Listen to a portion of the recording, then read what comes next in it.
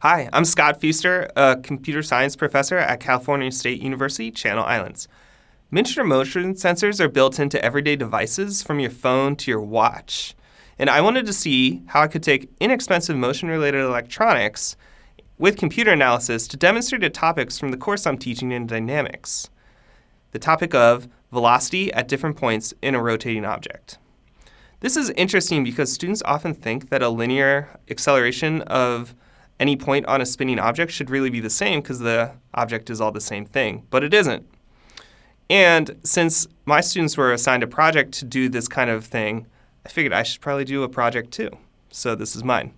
I duct tape electronics onto my car tire to study this question.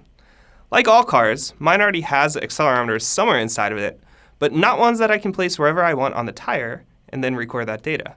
The electronics I used included an accelerometer, an Arduino, a storage device, and a 9-volt battery. I programmed the Arduino to tie all these pieces together and record an acceleration every 50 milliseconds. I wanted to record some data where my tire was going from rest into motion so I could compare these two accelerations, and I set myself up in front of Broom Library on our very own campus. I took data with the accelerometer to two different spots on my tire. I put it near the axis of rotation, like along the center of the tire, and along the edge of the tire, to compare those two. I taped just enough to get things to work, kind of barely. Part of what I teach in my class is that getting your ideas tested quickly wins out against making the perfect setup. Your final design can be better by going through lots of small iterations. I analyzed the recordings of my acceleration data in MATLAB. The accelerometer records a lot of acceleration whenever the tire is spinning, even when the car is driving at constant speed. This is due to centripetal acceleration. The accelerometer shows a lot less acceleration when it is taped close to the axis of rotation, even though the tire itself is spinning the same no matter where the accelerometer is taped. This is because the tangential linear acceleration of a point on the tire is proportional to the distance from the axis of rotation.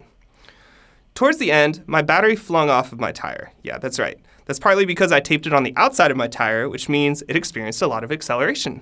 I should have taped it closer to the axis. So what did I learn? The outer edge of the tire's acceleration was always much bigger than near the axis, as I expected. The battery taped on the outside rim of the car tire got flung off due to this acceleration, abruptly ending my data collection. And it's interesting to see a basic dynamics concept that I teach in class every semester play out in an everyday example of driving my car through campus.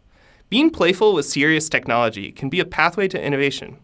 If we want to get a deeper understanding of how our modern digital systems work, I can't think of a better way than projects where we analyze our own data like this. I look forward to leading more projects like this here at CI.